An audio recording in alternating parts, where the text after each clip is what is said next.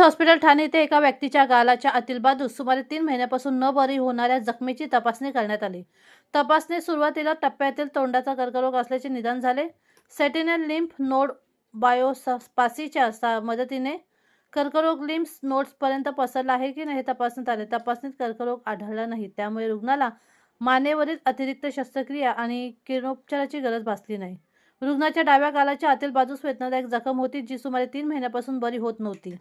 तपासणी, स्कॅन आणि बायोप्सीनंतर त्याला डाव्या गालाच्या आतील भागातील स्टेज सॅकवेक्स सेल कॉसोमिया असल्याचे निदान झाले. तपासणी आणि स्कॅनमध्ये कर्करोग लिम्फ नोड्सपर्यंत पसरल्याचे कोणतेही संकेत नव्हते. मात्र सुरुवातीला टप्प्यातील तोंडाच्या कर्करोगात कर्करोगाच्या काही अतिशय लहान पेशी लिम्फ नोडमध्ये असू शकतात आणि सामान्य तपासणीत त्याचा शोध घेणे कठीण असे. मानेवरील अतिरिक्त शस्त्रे करण्याऐवजी NCCN च्या मार्गदर्शक तत्वानुसार किम्स हॉस्पिटल ठाणे येथील consult head and neck oncology surgeon doctor Hitesh Sanghvi यांच्या नेतृत्वाखाली टीमने सेटिनल लिम्फ नोड बायोप्सी करण्याचा निर्णय घेतला. ह्या प्रक्रियेत कर्करोग पसरण्याची सर्वाधिक शक्यता असलेल्या पहिल्या लिम्फ नोडची तपासणी केली जाते. शस्त्रक्रियेपूर्वी रुग्णाच्या शरीरातील लिम्फ प्रवाह पाहण्यात आला, ज्यामुळे सेटिनल लिम्फ नोड ओळखता आला. त्यानंतर हा लिम्फ नोड काढून त्याची तपासणी करण्यात आली. तपासणीत त्यामध्ये कर्करोग आढळला नाही. मुख्य गाठीच्या तपासणीतही चांगले निष्कर्ष मिळाले आणि रुग्णाला शस्त्रक्रियेनंतर किरणोपचाराची गरज भासली नाही. यामुळे रुग्णाला मानेवरील अतिरिक्त शस्त्रक्रिया आणि किरणोपचार ह्या दोन्ही उपचारापासून वाचता आले आणि ह्या उपचाराचा परिणाम गिळणे, बोलणे आणि खांद्याच्या हालचालीवर परिणाम होऊ शकतो. शस्त्रक्रियेनंतर रुग्णाची प्रकृती चांगली राहिली. मानेवर खूप कमी वळण राहिला, त्रास कमी झाला आणि त्याने लवकर आपली नेहमीची दिनचर्या सुरू केली. नियमित तपासणीद्वारे तो अजूनही कर्करोग मुक्त आहे. या प्रकरणातून तोंडातील बराच काळ न बरी होणाऱ्या जखमेची वेळ तपासणी करण्याचे महत्त्व समोर येते. तोंडातील कोणतीही जखम 2 ते 3 आठवड्यात बरी होत नसेल, विशेषतः त्यासोबत वेदना, रक्त येणे, गाठ किंवा आसपासच्या भागात बदल जाणवत असेल तर डॉक्टरांकडून तपासणी करून घेणे आवश्यक आहे. नमस्कार, मी डॉक्टर अनिल हेरूर.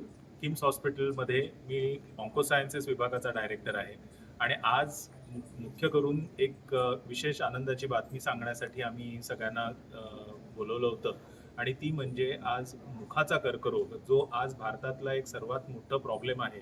त्या मुखाच्या कर्करोगामध्ये एक खूप मोठी उपलब्धी जी झालेली आहे, त्याच्यामध्ये जे तुम्ही ऐकलं असेल की मुखाच्या कर्करोगात खूप मोठे ऑपरेशन्स होतात, त्याच्यामध्ये खूप मोठे व्रण येतात आणि रुग्णांना खूप त्रास होतो रिकव्हरीमध्ये. त्याच्याऐवजी काही छोट्या प्रोसिजर, ज्याला आम्ही sentinel lymph node biopsy, especially जे अर्ली कॅन्सर्स आहेत त्याच्यामध्ये करता येईल का, ही गोष्ट आम्ही शेअर करण्यासाठी बोलवलं होतं. मुखाच्या कर्करोगामध्ये अर्ली डिटेक्शन करणं आणि त्या अर्ली डिटेक्शनच्या मार्फत ह्या अशा सर्जरीज करणं, हे आमचे जे हेडनेक कॅन्सरची टीम आहे डॉक्टर हितेश सिंघवीच्या अंडर, त्यांच्या मार्फत केली गेलेली आहे. एक मल्टीडिसिप्लिनरी डॉक्टरांची जी टीम आहे त्याच्यामध्ये हे शक्य झालेलं आहे आणि त्याबद्दल मी लोकांपर्यंत ही माहिती पोहोचवू इच्छितो. म्हणूनच 2 गोष्टी, एक तंबाखूपासून आपल्याला दूर राहायला हवं आणि जर तंबाखू खात असाल तर त्याच्यामध्ये रेग्युलर चेकअप करत राहा, कारण कधीही कॅन्सर होऊ शकतो जर तुम्ही तंबाखू खात असाल. नमस्कार, मैं सौरभ गुप्ता।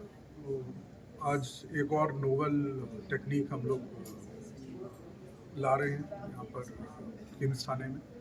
इसे बोलते हैं sentinel node guided neck resection. ये एक नई पद्धति है, थाने में पहली बार किया गया है। ये लोग जो माउथ कैंसर से, ओरल कैंसर से पीड़ित लोग हैं उनके लिए है। इससे हम लोग अगर अर्ली स्टेजेस में डिटेक्ट कर पाते हैं तो काफ़ी जो नेक रिसेक्शन है और रेडिएशन थेरेपी और काफ़ी जो दिक्कत होती है, क्वालिटी ऑफ लाइफ है आगे, उसको बेटर कर सकते हैं। तो अगेन ये उस सीरीज़ में है जो किम्स थाने काफ़ी नई टेक्निक्स और नए इक्विपमेंट जो ला रहे हैं। पूरी मल्टीडिसिप्लिनरी टीम है हमारी, एक ही छत के नीचे, एवरीथिंग अंडर वन रूफ।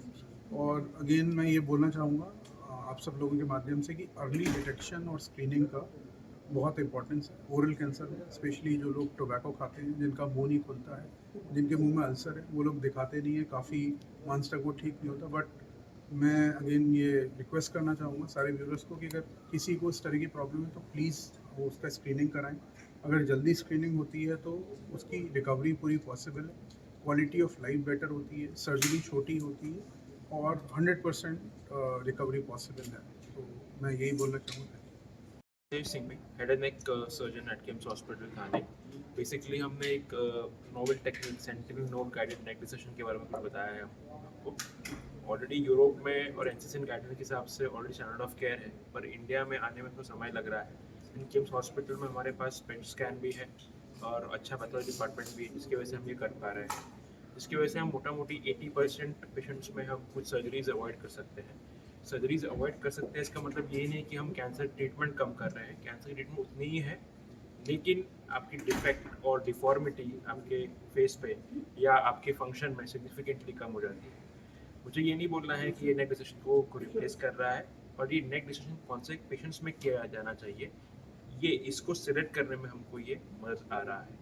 और मैं ये बोल सकता हूँ कि सिग्निफिकेंटली 3 से 4 दिन का हॉस्पिटल स्टे कम हो जाता है। फेस पे कोई स्कार, नेक पे कोई स्कार, वो भी एकदम मिनिमलिस्टिक रहता है। मोटा मोटी 10 से 12 सेंटीमीटर का इंसेशन रहता है अगर हम पूरा डिसेक्शन करें तो। इसमें 1-2 सेंटीमीटर के इंसेशन से ही चिरे से ही वो पूरा सर्जरी हो जाता है। सो मेरा ये कहना है कि फर्स्ट ऑफ ऑल तंबाकू मत खाओ। तंबाकू खा रहे हो, second step is self examine, खुद का मुंह खुद एग्जामिनेशन करो महीने में एक बार। मुंह के अंदर कोई भी छाले हैं जो 3 से 4 हफ्ते से ठीक नहीं हो रहा है, आप डॉक्टर को दिखाओ। और अगर अर्ली स्टेज है तो सेंटिनल नोड गाइडेड डिसेक्शन करके ट्रीटमेंट करके हम मिनिमलिस्टिक स्कार देख के आपको पूरी तरह ठीक हो सकता है। और अगर एडवांस्ड कोल कैंसर भी है फिर भी 70% बीमारी पूरी तरह ठीक हो सकती है अगर आप सही टाइम पे आओ तो। So thank you very much. Okay. मी डॉक्टर श्वेतल पवार. मी न्यूक्लिअर मेडिसिनचे कन्सल्टंट आहे किम्स हॉस्पिटल ठाणेमध्ये. आणि आजच्या या विषयाबद्दल ज्याच्यामध्ये सेंट्रल लिम्फ नोड डिटेक्शन केलं जातं त्याच्यामध्ये न्यूक्लिअर मेडिसिनचा कसा रोल आहे हे मी थोडक्यात सांगते.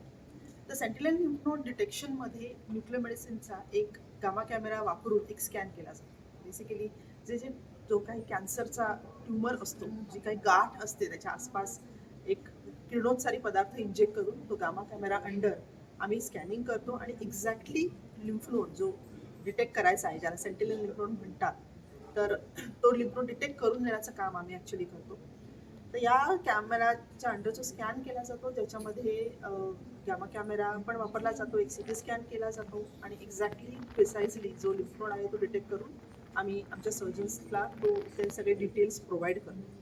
हा एक भाग झाला सेंट्रल लिम्फ नोड डिटेक्शनचा, जो सकाळी मॉर्निंग डिपार्टमेंट न्यूक्लिअर मेडिसिन डिपार्टमेंटमध्ये केला जातो. त्याच्यानंतर पेशंट जेव्हा ऑपरेशन थिएटरमध्ये शिफ्ट होतो तिकडे गेल्यानंतरही तो लिम्फ नोड जो एक्झॅक्टली खाली आम्ही इमेजमध्ये किंवा फोटोमध्ये दाखवून दिलेला आहे तो बाहेर काढण्यासाठी एक गावा प्रोब म्हणून वापरला जातो. आणि तो बाहेर काढल्यानंतर तो अचूक पद्धतीने तोच लिम्फ नोड बाहेर निघाला आहे की नाही हे डिटेक्ट करून देणं हे आमचं काम आहे.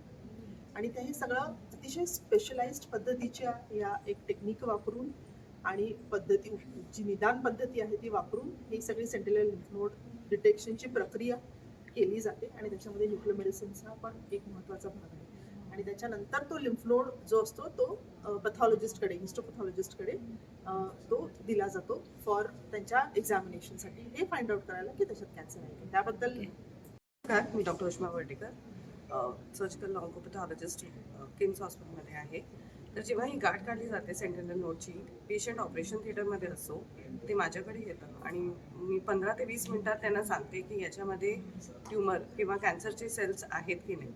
तर त्याच्यावरनं ते पुढे ऑपरेट करायचं आहे की तेव्हाच ऑपरेशन बंद करायचं आहे ते सर्जन ठरवतात. आणि त्यामुळे ही खूप अतिशय महत्त्वाची स्टेप ठरते. खाने का ही रिवर्स में 2-3 महीने से छाला पड़ गया था मुंह में, ठीक नहीं हो रहा था. यहाँ वहाँ दवा लिया लेकिन कुछ आराम नहीं हो रहा था. फिर मैंने ठाणे में वो पेपर में पढ़ा डॉक्टर हितेश सिंघवी सर, तो फिर सिविल हॉस्पिटल गया. वहाँ से सिविल हॉस्पिटल से इनका डॉक्टर सर का नंबर वगैरह लेकर किम्स हॉस्पिटल में आया. डॉक्टर साहब देखे और बहुत बढ़िया ट्रीट किए. बहुत अच्छा एक्सपीरियंस रहा. बहुत सपोर्ट किए डॉक्टर साहब सब लास्ट तक. हॉस्पिटल भी बहुत अच्छा है यहाँ का और यहाँ के लोग भी बहुत अच्छे हैं और अपने बजट में काम होता है. आज मैं स्वस्थ खड़ा हूँ आपके सामने.